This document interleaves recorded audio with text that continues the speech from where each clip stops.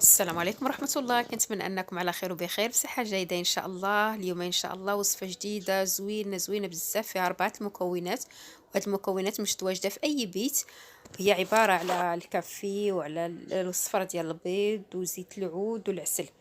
زعما شي حاجة إفيكاس بالنسبة للشيب، بالنسبة للناس اللي كيعانيو من الشعر الأبيض. وغادي نبداو على بركة الله. هاد الوصفة هادي محتاجين 4 المقادير. عندنا النسكافيه سريع الذوبان، نسكافيه ولا اي نوع ديال الكافي، المهم هي انه يكون سريع الذوبان. غنديروا فيه معلقه واحده، معلقه معلقه صغيره كيف ما شفتوا معايا. ومن بعد ان شاء الله غادي نستعملوا ثاني العسل خصو يكون عسل حر، كنستعملوا فيه عاشق حتى هو صغيره. كل شيء غنديروا فيهم نفس الكميه. عندنا زيت العود، زيت العود حتى هو نفس الكميه، معلقه صغيره. غادي نخلطهم مزيان. فاش كنخلطهم مزيان من بعد ان شاء الله غادي نضيفوا ان شاء الله صفر ديال البيض، حتى هو صفر ديال البيض، حتى هو ملعقه صغيره حتى هي ان شاء الله. وكنتمنى اللي ما مشاركش معايا في القناه يدخل ويشوف، الى عجبته القناه يشارك وصيفط التعليق، حتى هو تعليق علقوا باي حاجه بغيتو في المثال. وكنقول لكم ما تنسوش ثاني اللايك ان شاء الله، باش نجيكم بفيديوهات اخرين جداد وجداد ان شاء الله. ديما اي حاجه كنديرها لكم حتى كنجربها عا باش كنديرها لكم. وزعما هاد المواد اللي كندير مواد طبيعيه، والقناه ديالي راه مخلطه، فيها الطبخ، فيها الوصفات، فيها فلوغات، فيها كلشي، فيها بزاف ديال الاشياء.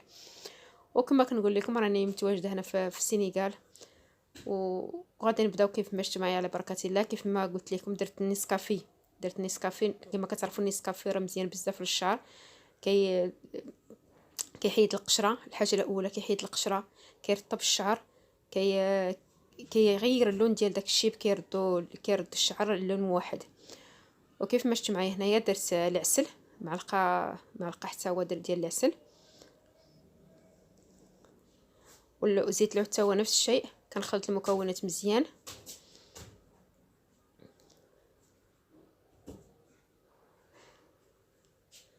وكنضيف عليهم واحد المعلقه ديال الماء.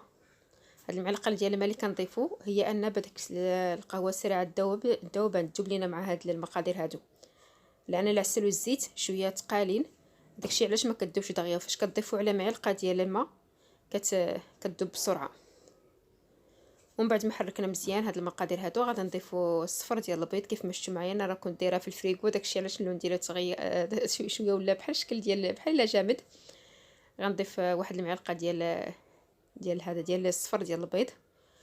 كما كتعرفوا الصفر ديال البيض راه فيه فوائد كثيره كثيره كثيره بزاف بالنسبه للشعر، بالنسبه للمساج، الماسكات حتى هو مزيان بزاف بالنسبه للتقشير. وكما قلت لكم كلشي عارف بان زيت العود راه شي حاجه واعره. الناس من القديم كانوا كيدهنوا شعرهم مع بزيت العود. زيت العود حتى فيها فوائد كثيره كثيره كثيره بزاف بزاف. والعسل كما كتعرفوا العسل الرسول صلى الله عليه وسلم وصانا باننا نستعملوا العسل بزاف. العسل مزيان بزاف بزاف بزاف، مزيان للتجميل، مزيان للتقشير، مزيان للماسكات، للشعر. ومن بعد ما كتخلطوا بهذه الطريقه هذه كتشدوه، كديروا الشعر ديالكم كتمسدوا الشعر ديالكم مزيان باش يدخل مع داك الشعر ديالكم. كتمسدوا مزيان، كتخللوه مزيان في الشعر ديالكم. بعد كتاخذوا داك الماسك ديال الميكا كديروا على الراس ديالكم.